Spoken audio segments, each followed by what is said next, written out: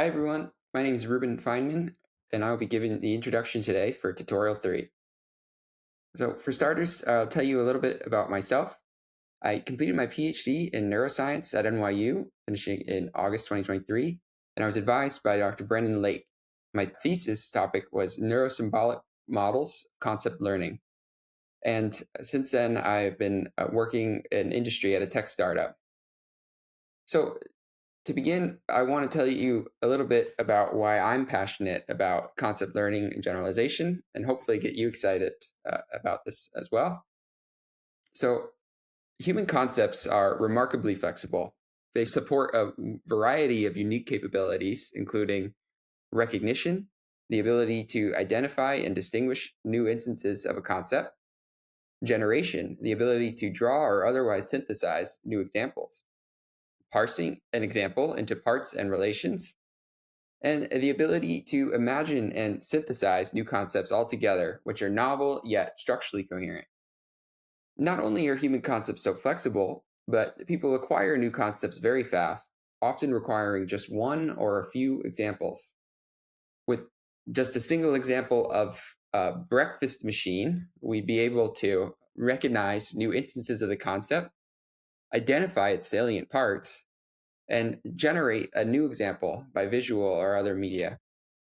So I'm motivated by a few key research questions. One, what is the structure of human conceptual representations? And how does this structure support a variety of discriminative and generative abilities? How do people acquire such rich representations from so little experience? And of course, how can we understand these abilities in computational terms? So, the flexibility of human concept learning is often attributed to highly structured mental representations. The concepts are modeled with symbolic representations such as graphs, programs, and predicate logic. Now, central to these models are a few key ingredients. One is compositionality, the idea that concepts are composed of reusable parts that can be combined in a recursive hierarchy. Now, another is causality. Concepts are believed to provide explanations akin to intuitive theories, and they include a notion of causal processes. And three is statistics, the idea that concepts arise from experience, manifesting patterns and correlations from observed data. Now, underneath all of these ideas is a Bayesian inference. We believe that people are using their conceptual models to reason about new observations and to learn new concepts. And Bayes' rule tells us how optimally integrate new observations with our prior models and beliefs. And this allows us to select between different contending hypotheses. So, as a case study in concept learning, we are going to explore handwritten alphabetic character concepts. Now, characters are an ideal environment to study concept learning for a few reasons. They provide a large set of natural, high dimensional concepts that people learn and use.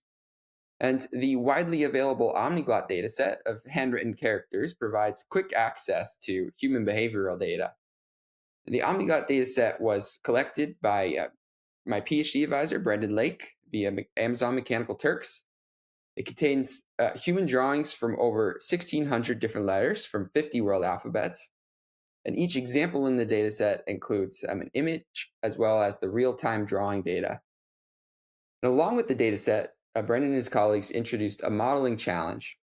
The Omniglot challenge is to build a computational model that accounts for 5 distinct concept learning tasks that people perform with ease.